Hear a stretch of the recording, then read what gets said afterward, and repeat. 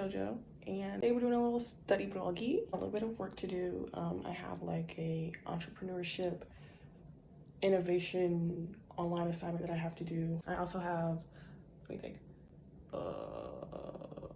I wrote this down on my phone, but I'm recording with my phone, so I don't know what it is, but I know we have to do that, and then I have to do like a team paper for my social media marketing class, so I'm gonna organize that.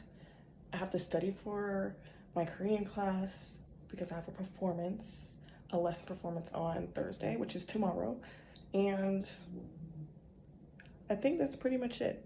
But I'll talk about it while I'm studying here. So get some coffee, get something to drink, get your study snacks, and let's study together. So right now I'm working on 2 different assignments. Sorry if the mic is a little iffy because I think my breath keeps like blowing on the mic on accident. I don't know. I couldn't decide which one to do, but then I ended up working on my business assignment more because I couldn't work on the other assignment since I'm using my phone to record, which is, a little hard to refer back and forth. That's what I'm doing right now, but I can share a few study tips. Number 1 tip, I think, is to use a planner. Obviously, people use planners, digitally, physically, but I really think using a planner physically would help you so much because it literally sticks in your mind.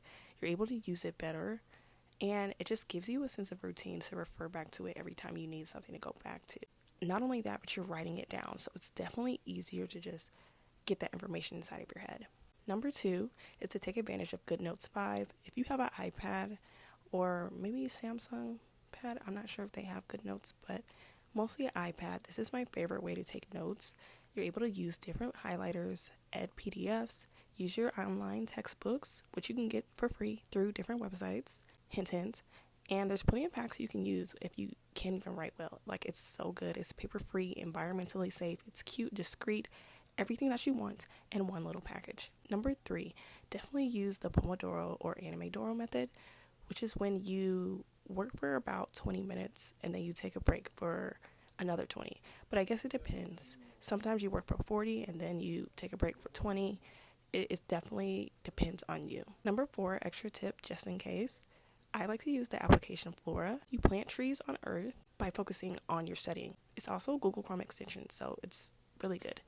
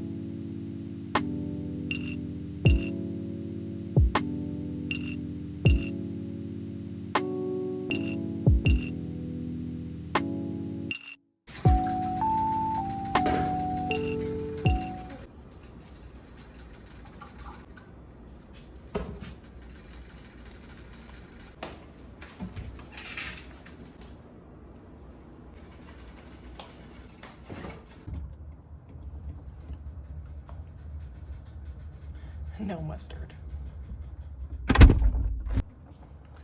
Forgot. If you're wondering what I'm making pork chops.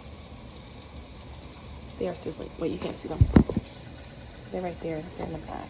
And I just want something quick and easy. It's like 8:58 p.m. I'm tired. I had like 12 hours of sleep, but I'm still tired.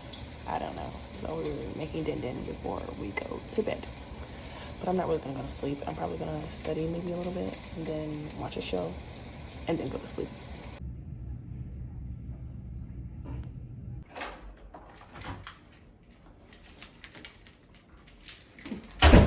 So I just got back from class, but my dad said that we can go back home. I'm gonna pack, even though I was already still packed. I have my luggage ready.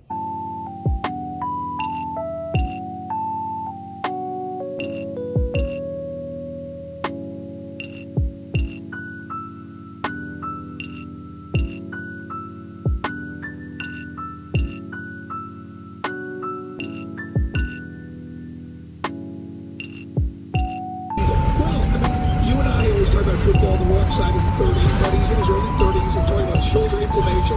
Yeah, I mean, look, it's nothing like what the... So we're back at home again. How greasy I look, I don't know.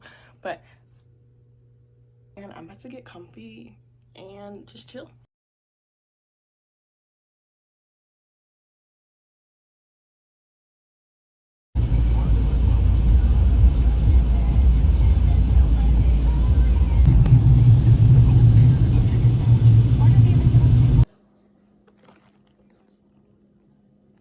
So right now I'm working on a team paper that I'm doing for my social media marketing class. We're basically just researching MAC Cosmetics and trying to figure out the brand or whatever.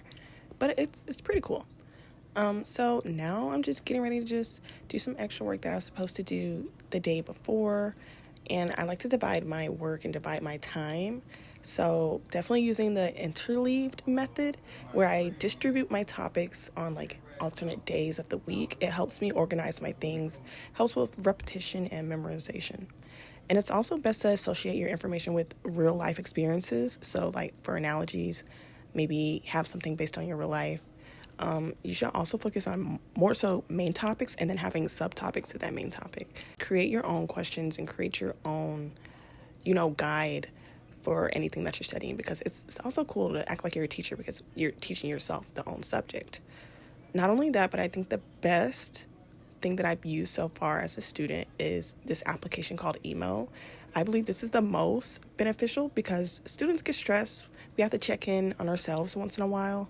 And I've been using it for almost 2 years to track how I feel because sometimes we need to check in on each other.